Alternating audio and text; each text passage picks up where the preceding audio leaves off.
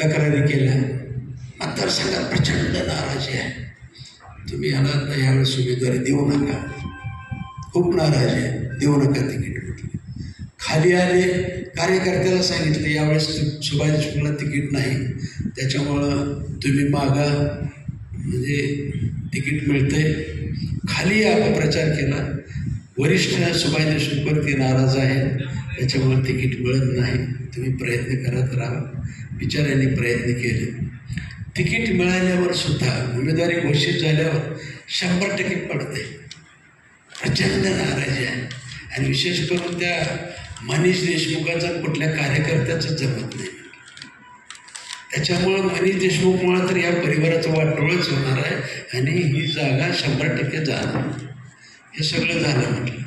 त्याच्यामुळं मी कार्यकर्त्याला विचारलं, हे सगळं झाल्यामुळं काय झालं म्हटलं. मागच्या वेळेस 2019ला 1,00,000 मतांनी निवडून येणार म्हणून आपण गाफील राहिलो, आलो 27,000वरती म्हटलं. आणि आत्ता हे सगळं सावध झाल्यामुळं आपण सर्व, म्हणजे तुम्ही नाही, कार्यकर्ते सगळे झटले म्हटलं, प्रामाणिकपणे सगळे झटलो केले. आपण मनीषवर ठपका येऊ नये म्हणून मनीषनं सुद्धा प्रामाणिकपणे प्रयत्न केला, सगळ्या कार्यकर्त्याशी जुळवून घेतलं, परफेक्ट नियोजन केलं. किंबहुना मला एवढं नियोजन जमत नव्हतं तेवढं मनीषनं केलं. त्याच्यामुळं मला असं वाटतं की तेही सावध झालं आणि मी पण सावध झालो.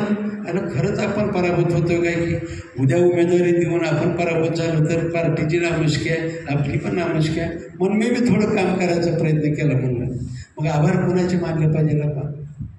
आपल्याला सावध करणाऱ्याचे, आपल्याला निंदा करणाऱ्याचे, आपल्याला टीका टिप्पणी करणाऱ्याचे आपण पहिल्यांदा आभार मानले पाहिजे म्हटलं.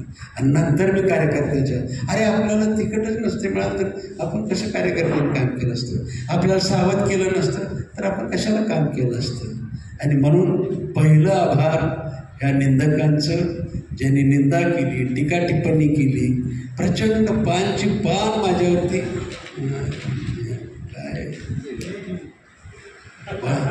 मी कधी माझ्या निवडणूक काळामध्ये माझं कुठलंही भाषण काढा, सिंगल शब्दानं मी कोणावर टीका टिप्पणी केली.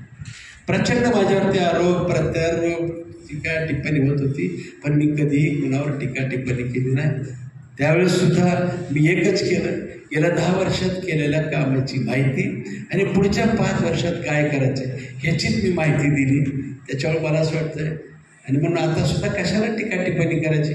आतासुद्धा आपण ह्या सर्व निंदकांचं मनापासून आभार मानतो.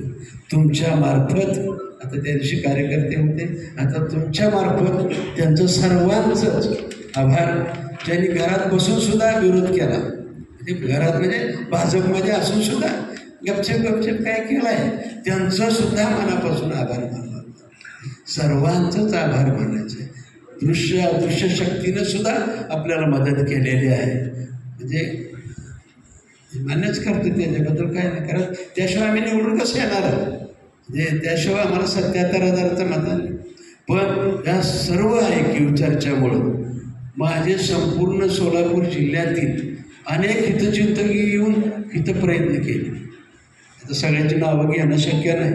आणि माझे हितचिंतकसुद्धा, अरे बापरे काहीतरी धोका आहे, आपण केलं पाहिजे, आपली 10 मतं तर काय होणार, आपण बापूसाठी प्रयत्न केला. ह्या सगळ्या शक्ती कामाला लागल्या. कोणाच्यामुळं? ह्या निंदकांच्यामुळे कामाला लागल्या.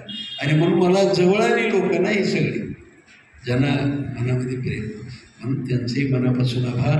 आणि आपण सगळ्यांनी कसं का असं ना येडवाकडं माझ्याविषयी थोडं बहुत बरं, थोडं बहुत चांगलं, थोडं बहुत वाईट केलं, त्या सगळ्यांच्याच मनापासून आभार.